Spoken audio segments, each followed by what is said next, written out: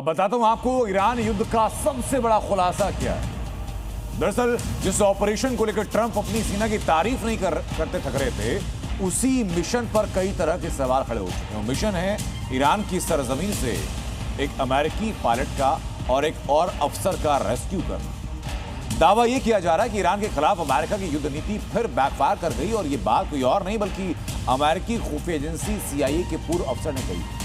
खबर यह कि ईरान में अमेरिका का ग्राउंड मिशन टेक ऑफ करने से पहले क्रैश हो गया। कैसे क्रैश हुआ, कैसे रिवाइव किया गया, इस रिपोर्ट में दिखाते हैं आप। शुरू होने से पहले ट्रंप का ग्राउंड ऑपरेशन फेल। अमेरिका का सबसे बड़ा झूठ, सनसनीखेज खुलासे। दावा किया गया कि ईरान के पहाड़ी इलाकों में पायलट फंस गया है।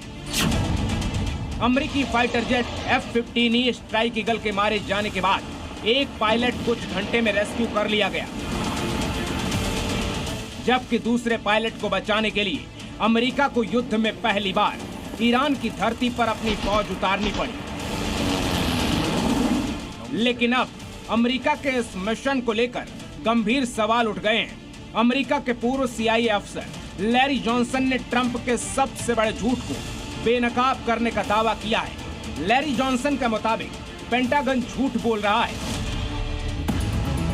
ग्राउंड ऑपरेशन को रेस्क्यू बताकर झूठी कहानी गढ़ी गई। ईरान में मारा गया F-15E ग्राउंड ऑपरेशन का हिस्सा था। फेलियर को रेस्क्यू मिशन के नाम पर कवर किया गया। ये दावा इतना बड़ा है कि आसानी से यकीन करना मुश्किल है, लेकिन अगर सारे तार जोड़े जाएं, तो अमेरिका के पायलट रेस्क्यू मिशन की पूरी सच्चाई सामने आती है। और इसका सबसे बड़ा सबूत है घटना की लोकेशन।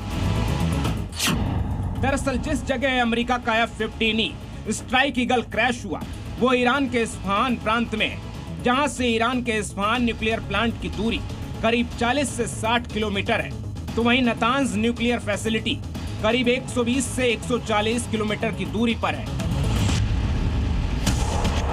अब सवाल उठ रहा है कि आखिर अमेरिका के 10 से ज्यादा फाइटर और दूसरे मिलिट्री विमान यहाँ क्या कर रहे थे। किसी रेस्क्यू मिशन में आमतौर पर इतना बड़ा सैन्य बल कभी इस्तेमाल नहीं होता, और दुश्मन की जमीन पर इतने सारे हथियार लेकर जाना यानी खुद अपनी मौत को दावत देना। तो आखिर ऐसा क्या था कि अमेरिका ने इस मिशन में अपनी पूरी ताकत झोंक दी। अमेरिका ने इस ऑपरेशन में F-15 स्ट्राइक ईगल के साथ A-10 थंडरबोल्ट 2 जैसे फाइटर जेट ईरान के अंदर भेजे। UH-60 ब्लैक हॉक और MH-6 लिटिल बर्ड्स जैसे कई लड़ाकू हेलीकॉप्टर यूनिट में शामिल थे। Military transport aircraft C-130 Hercules मौके पर था।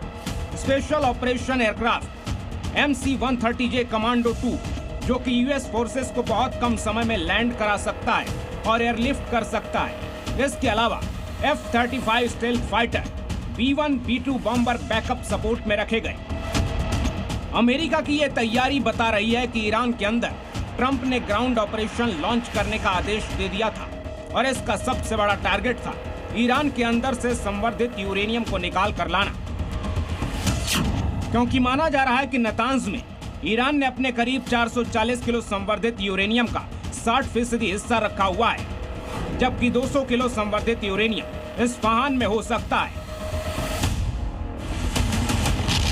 वैसे तो अमेरिका और इजराइल ने दोनों ठिकानों पर सैकड़ों टन बारूद बरसाकर सब कुछ तबाह करने का दावा किया, लेकिन रिपोर्ट्स के मुताबिक ईरान का संवर्धित यूरेनियम कहीं मलबे के बीच या फिर इस्फहान और नातांज के पहाड़ों में बनी सुरंगों के बीच कहीं छिपा हो सकता है।